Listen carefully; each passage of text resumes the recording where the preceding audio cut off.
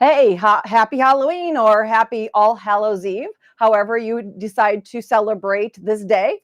We are live today with a fun little project that is Halloween oriented, but can be switched over to any genre of fabrics you decide. So be perfect for Thanksgiving, great for Christmas, or just anytime creating little mug mats or coasters, however you want to look at it, or you can make them upsized and make them hot pads.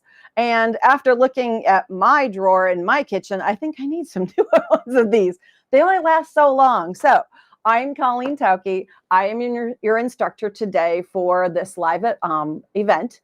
And we will be going through this fairly quickly. I do have a bowl of little tricks and tips and things treats that we can look at. So make sure that you're ready to write down some ideas. There is something I wanted to remind you about. Today is the last day of the little sweepstakes thing that's going on. So you're going to see a pop-up of a QR code. If you haven't entered into that drawing yet, you're going to want to do that.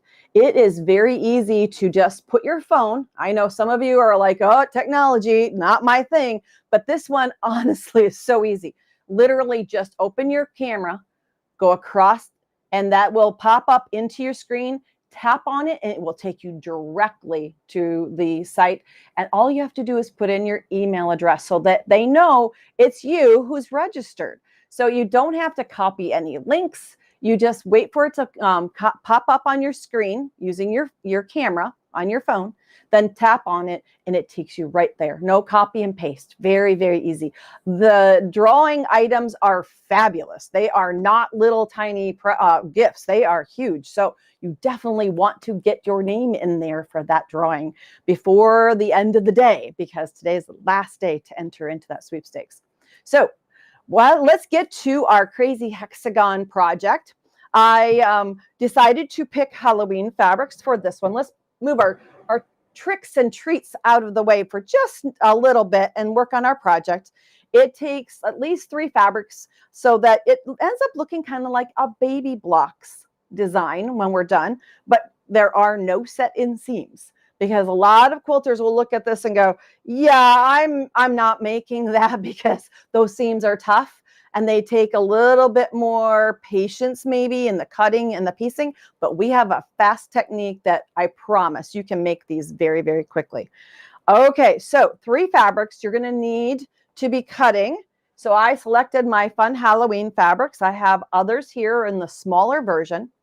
When you download your pattern, you're gonna find that there are 2 pages that have templates on them.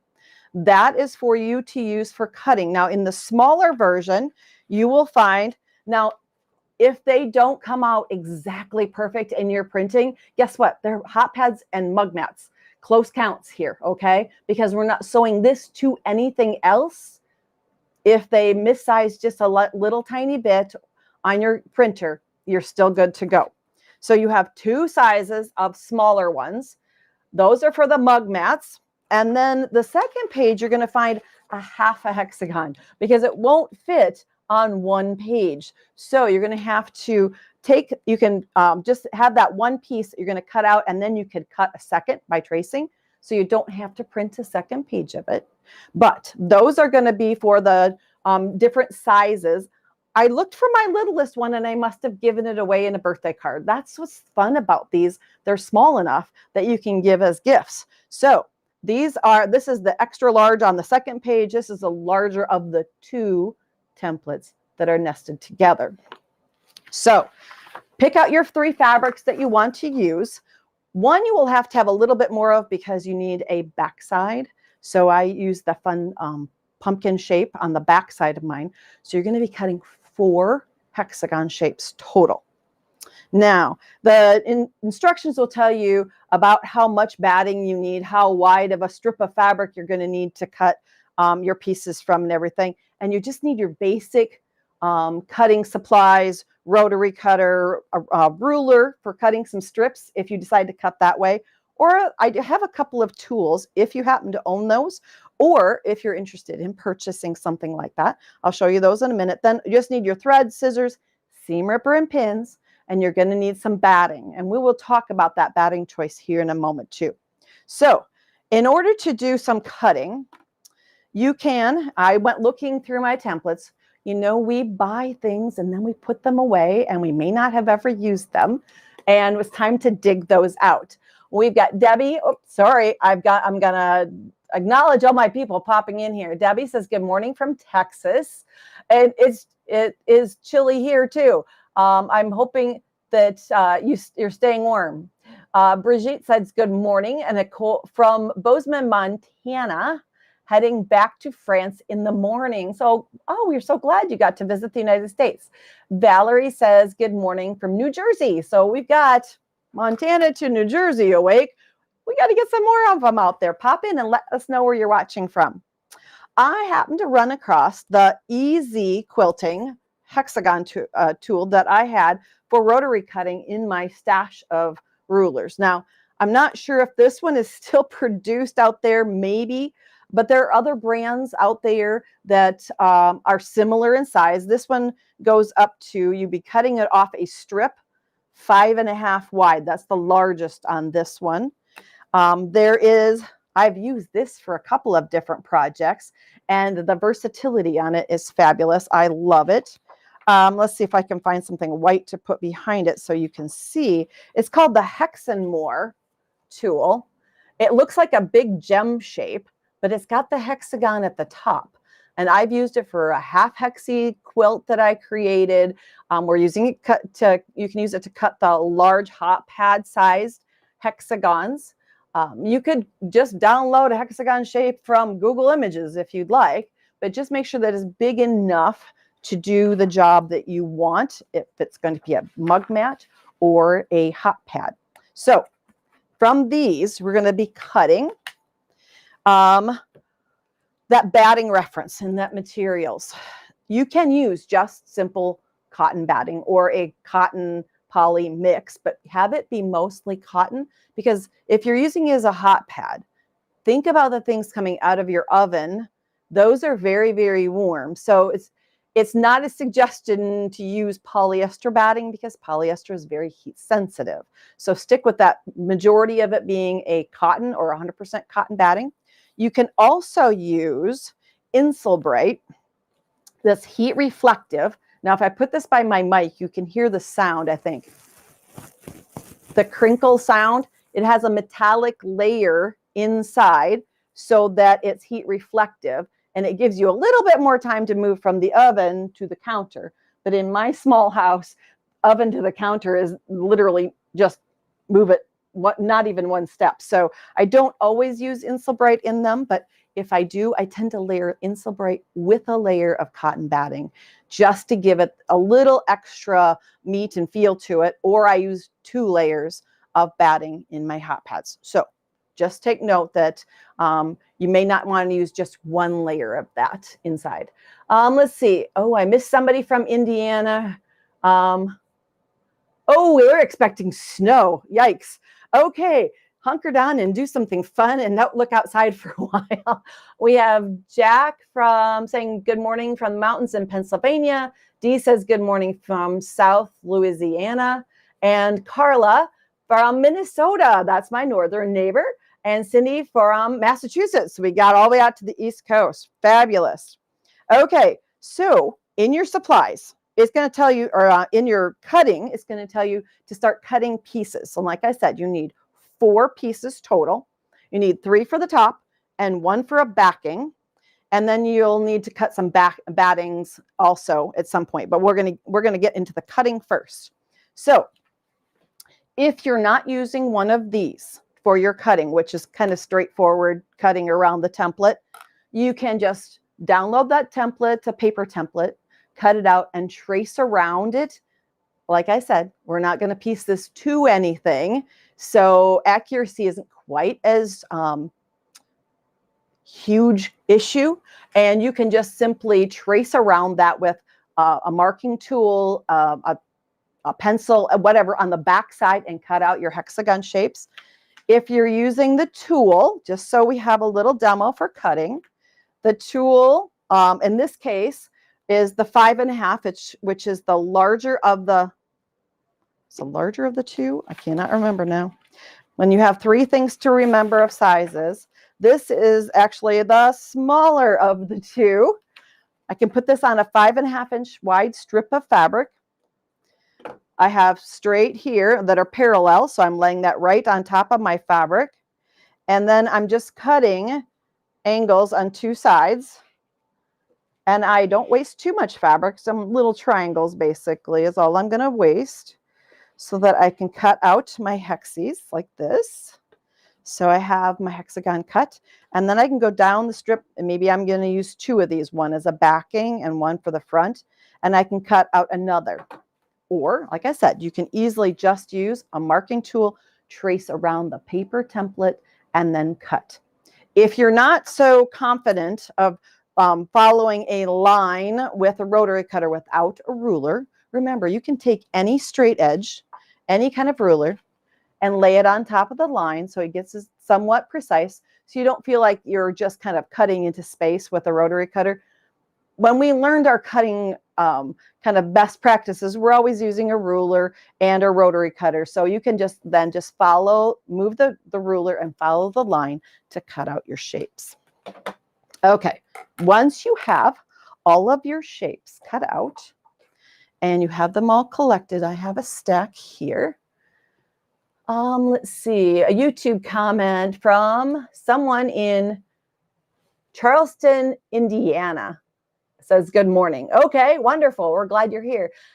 We've got Martha from Arizona and Helena from Ohio. Esther says good morning from the Netherlands. Wonderful. Okay, I've got 4 pieces cut out here. I've got my 3 for the top and 1 for a backing.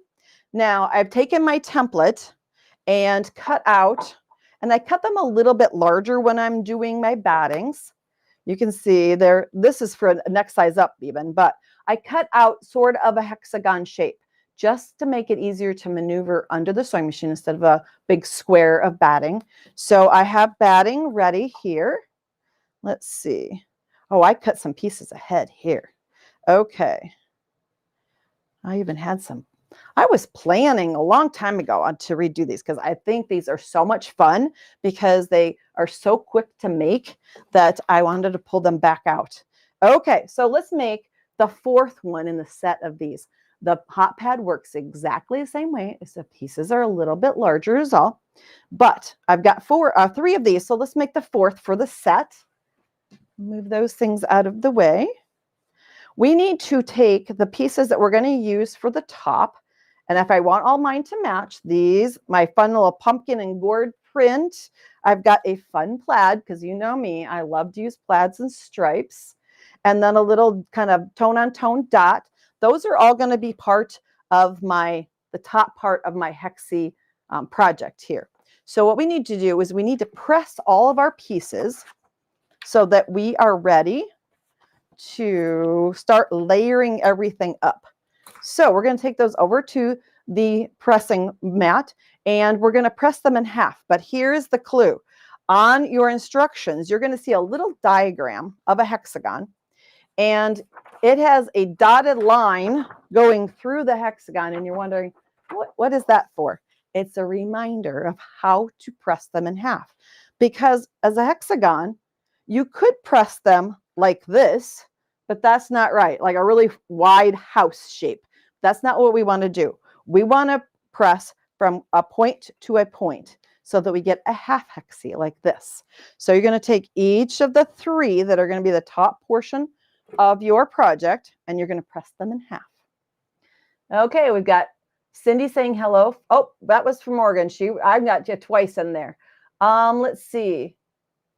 Or maybe not. Maybe it's somebody else. That's from Oregon. I was thinking Arizona.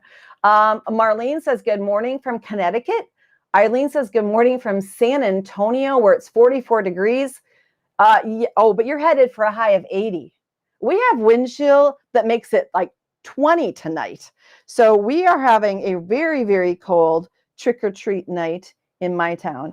I'm glad that my grandkids went trick-or-treating somewhere else last night, because 20 degrees is very cold for trick-or-treat night.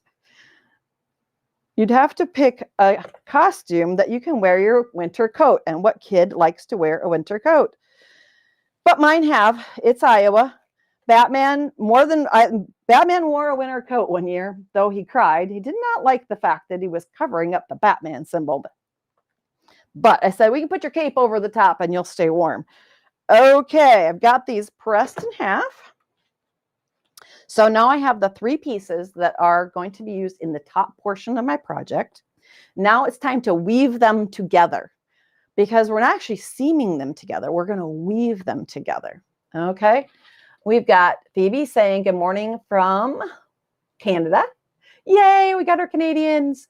And Christine from Eileen, also from Canada, Ontario, I believe. And Linda from Georgia. Yay. Okay, here we go.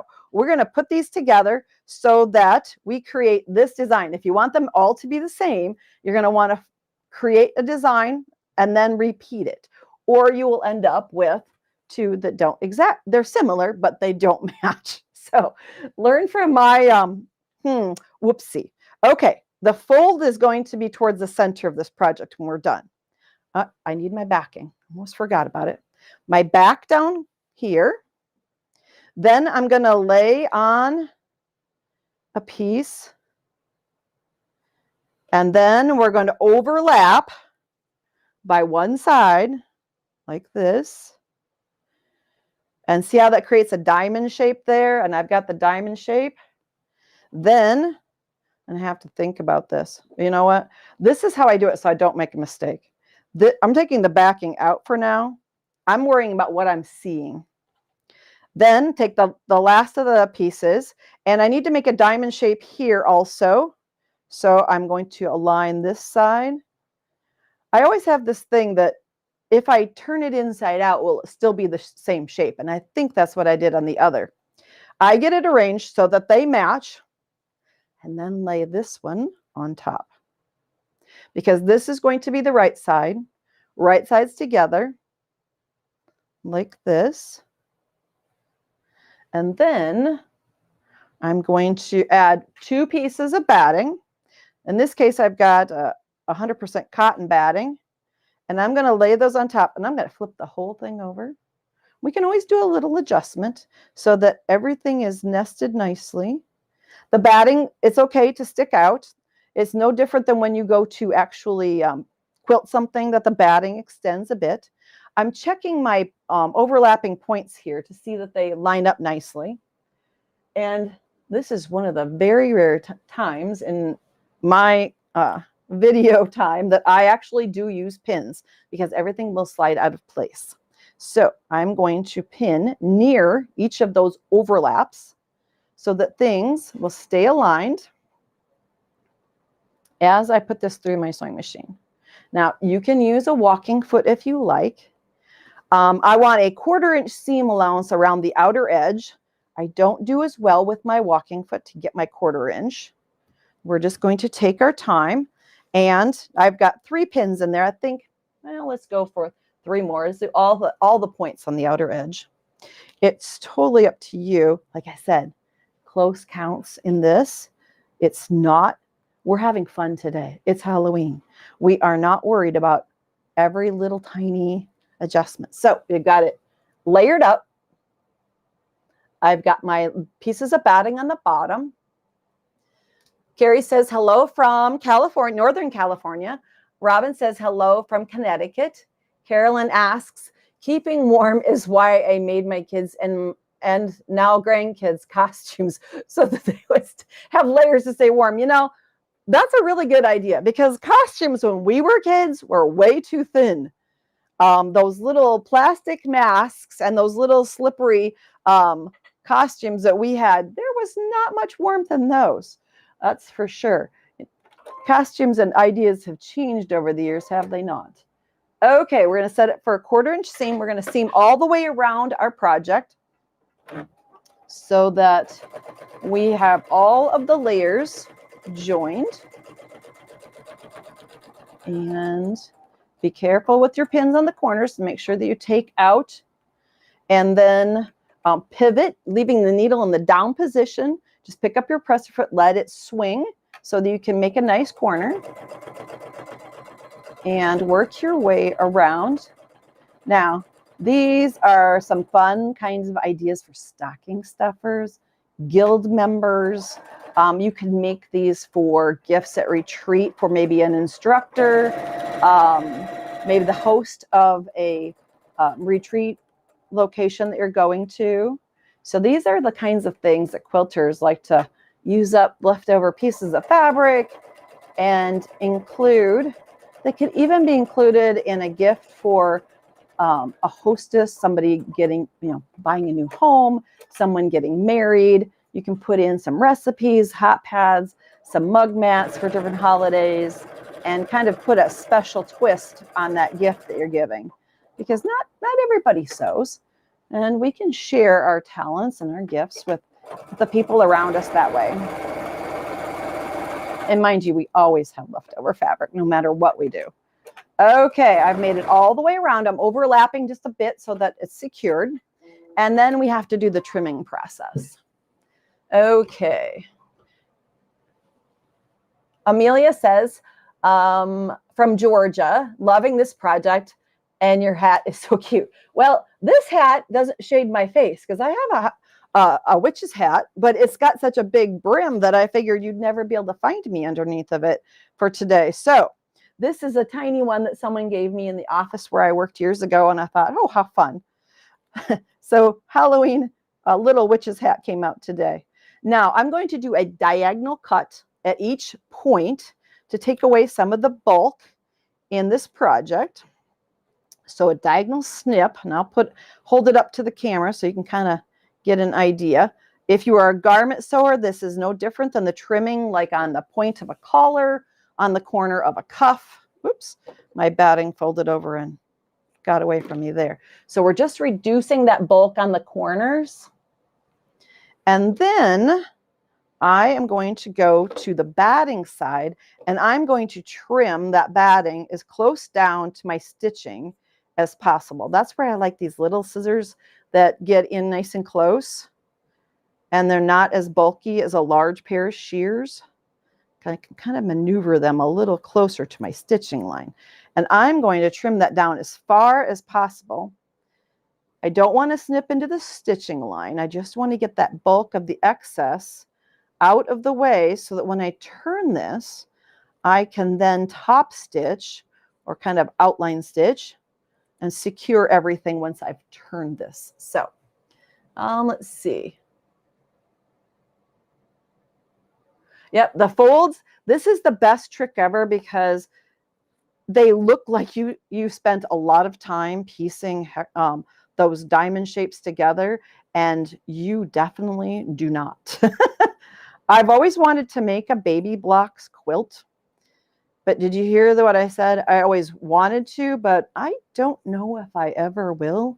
That's a lot of very fussy seams to create. I know there are other techniques out there available, but the traditional, I always like to try the traditional way of piecing things, and I'm just know myself, if I make something baby blocks the traditional way, it's going to be very, very, very small, because that is a lot of set in seams, a lot of starts and stops to create. And anyone who has the tenacity to stick with a project like that, my hats are off to them, because those are beautiful projects with a lot of love included. So a little bit of scrap. Now that we've got those, we always have batting scraps, perfect for using to do this, so that then those little tiny pieces you don't feel so bad about throwing away. Now that I've got it trimmed, I can do the turn. So here we go. Turn it right side out where those folds are, so that we can get a finished product that looks like this. And as you approach each corner, you're going to want to insert your finger or your thumbnail and kind of push that corner out. You'll have to go around each side to make sure that it's totally pushed out, so you get the shape that you're looking for. Okay. Sorry about that ding, everybody. But I'm going to share why that's on, because my daughter had a baby last week. This has been very much a roller coaster because Elliot came very, very early and he is very, very small. And so I didn't want to totally turn off my my messages there, because getting messages about your newest grandson is always super important. So prayers for Elliot, everyone.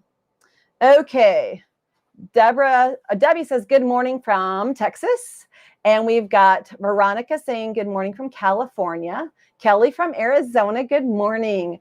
We are so glad that you're here with us. Okay, I've got this just about all the way out to where I want it. Just one more little tug on each of those corners, because, you know, we want to have a nice hexagon shape when we're done. And then you need to take it to the iron to do a good press on it. And you want to make sure that those seams are kind of rolled out, kind of work that outer edge so that you have a nice straight edge on the outside. Okay, here we go. And then the last two edges with the plaid. I always love to put plaid and stripes just for a little bit of fun in the angles that it creates. Okay, we have it just about finished. At this point, I'm going to take it under the machine and I will edge stitch 1/4 inch approximately from the outer edge. So this is what the finished one looks like after you clip all the threads and have it cleaned up. There we go. So that is edge stitch all the way around the outside. Now, when it comes to the edge stitching and trying to keep it lined up nicely, I'm afraid I'm going to waver and it'll look crooked. So here's a little tip on how, and not everyone wants to put their finger this close. I'm going to increase my stitch length just a little bit to like a 3.0, because this is going to just be my, it's top stitching. It's to make it look pretty on the outside edge.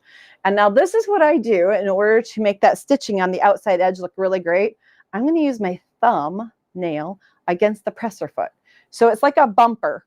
You could use your 1/4 inch foot that has that blade possibly, but it doesn't really drop down off the presser foot.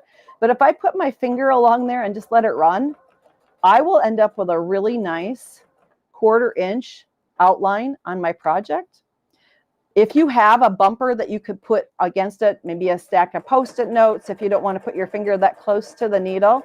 But this is the trick that I do in order to get that stitching nice and straight on that outer edge, is just use my thumbnail as the guide for it to go through. And I won't do all the edges so that you can see.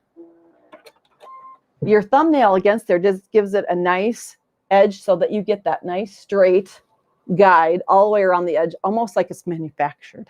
So that's how we make the crazy hexagon coasters, mug mats, and even the hot pad. Now on the hot pad, because those pieces in the center are just overlapped, I didn't really want to have an option of possibly catching my finger into that. So I did a top stitch along all the folds just to close it up. Because when you're working around hot food in ovens, we shouldn't have anything that would cause us an accident in the kitchen. So now that those are closed up, then it's ready to be used in the kitchen, ready for Halloween or you're baking for the holidays. So we've gotten through all of our little project here today. And I figured if we had a little time, we should have some little tips and tricks out of the, instead of candy, because I can't disperse that through the internet. I figure we should find some tricks in the treat bowl and learn a couple of things that are kind of fun to learn in quilting. Now, I've been a quilter and sewer since I was 8. And yes, my mother can verify that when I was in 2nd grade, I wanted to be in the sewing room. So I have been sewing a very long time. And so I want to show you a trick for seam ripping that gives you a couple of options. We've got Mary Jo saying hello from Washington. Her first time here. Well, we are glad you're here. Every other Tuesday, usually, It's going to be a few with the holidays coming up and some travel that I may not be here every other Tuesday, but normally every other Tuesday I'm here with a project and something to share with you, like Spooky Spin that we did last week. If you didn't get a chance to download that pattern, Spooky Spin is a fun little table topper that you could make for next Halloween, because you know what? Holidays come every year, so we can be prepared. Okay, so when it comes to putting pieces together, sometimes we make mistakes on how we put things together. And mind you, right side to wrong side is not the direction for piecing.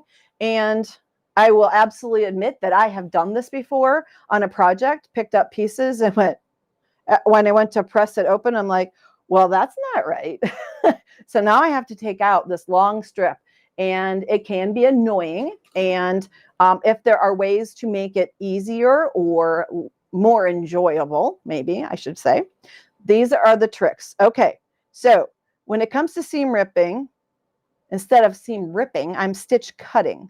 So the first technique is to go about every 5th or 6th stitch and slice through the thread, just the thread, so that you can easily unzip the seam from the other side. So once you cut through those stitches, this will keep you from distorting your fabric and causing the pieces to either become the wrong size or maybe cutting through the fabric somehow. And that's not an enjoyable thing. So I went through here and I cut about every 5th or 6th stitch. I'm not counting, I'm just eyeballing it, okay? So then from the other side, if I go and pick underneath the stitch, near one that I've cut, it just unzips like this. I didn't go all the way down the strip because I have one more technique I want to show you. But now my pieces are separated and I've been gentle with them. I haven't distorted them, because you might be taking out something that has a bias edge that you've cut, maybe part of a hexagon, maybe part of a diamond, and you don't want that piece along the bias edge to get stretched. This is a very gentle way to take that out. By cutting every 5th or 6th stitch from the back side, you can literally unzip the project. So that is one way to gently take out a mist-sewn seam, because we do it. In fact, I actually can tell you a story that I've actually done. I've realized I put something on wrong, pulled it all out, put it back on, and done it wrong twice. So if a mistake can be done, I've probably done it in the past. So that's one way to gently take out a seam that has been sewn together improperly. The other way is to just start the beginning of the seam.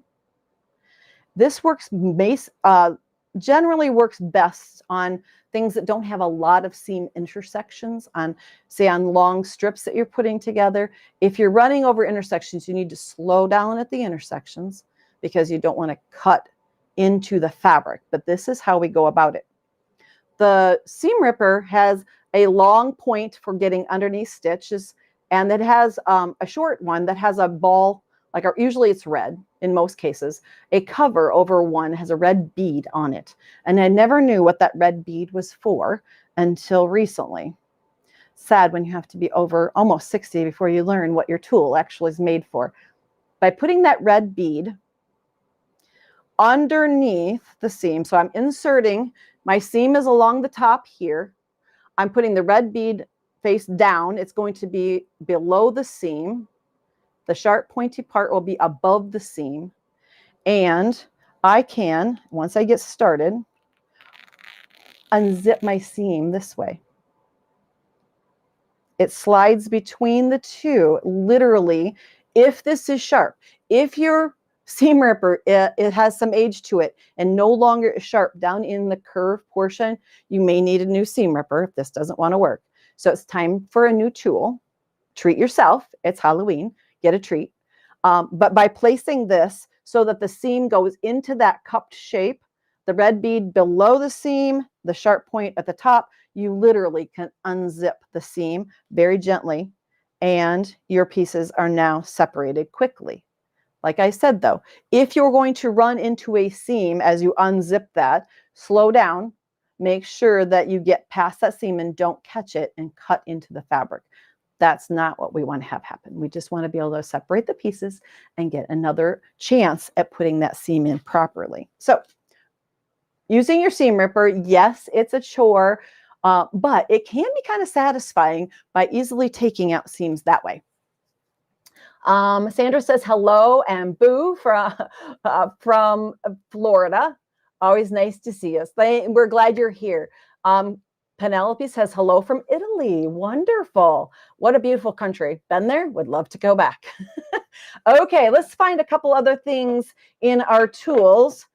Just a couple other treats for yourself. If you have never purchased a 108 long tape measure like this, it's time to treat yourself or put it on your wish list for Christmas, because the 108 will, or 120 usually, will be able to span up to those big quilts that you're working on. So you don't have to take a short tape measure and then add the numbers together in your head. It's wonderful to have a tape measure that goes up to about 120 inches. So put that on your wish list.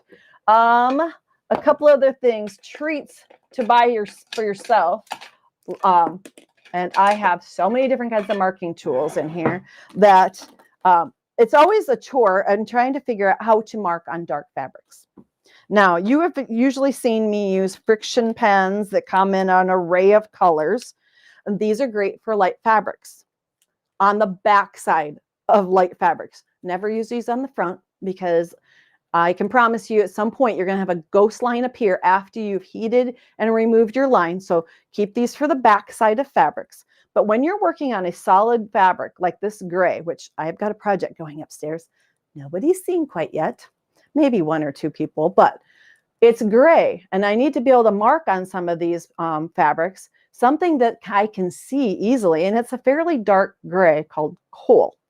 Now, in order to mark on this, I have found that, let's see, if I'm marking some diagonal lines, let's use like a quick quarter, just so I have something small to mark against. If I try to mark with, say, orange or something like that on the friction pens, I can see it really light, but I'm sorry, but my eyes are getting a little too old for this.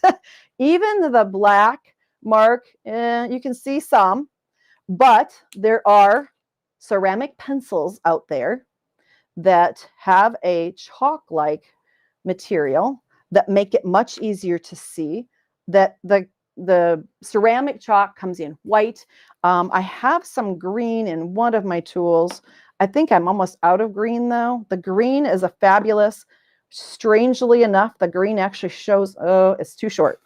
Shows up really nice on dark colors. So the green ceramic pencil is a possibility, but the white works really nice.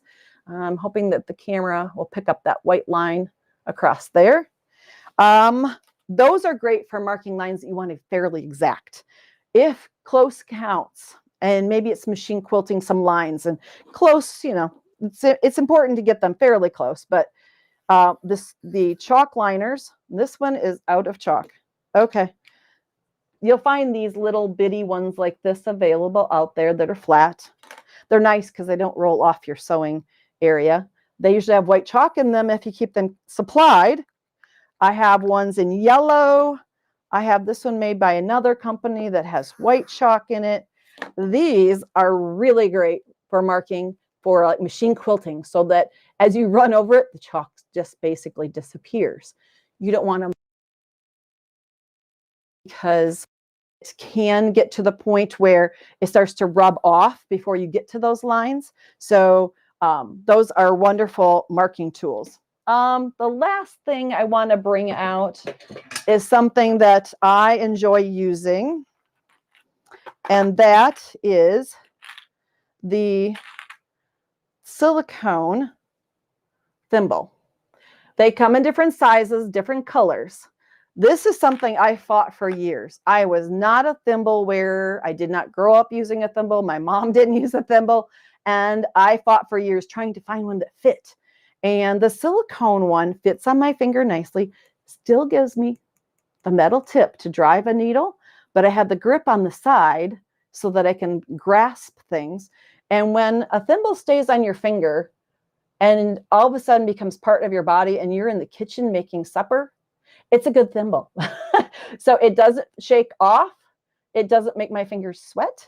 So these are, I'm trying to remember, I think they're made by Clover. But if you look for a silicone metal tipped thimble, if you are trying and struggling to find a thimble that you like, these come in 3 sizes. So look for those at your local quilt shop, because having something that makes that binding process, that last little signature that you put on your quilt, a fun process and a more comfortable process is a good thing. So maybe look for a silicone thimble with a metal tip. So that's our project today. Thanks for joining me for a little bit of trick or treat fun. Go find yourself just a little piece of chocolate and enjoy the day. Thanks for joining me today.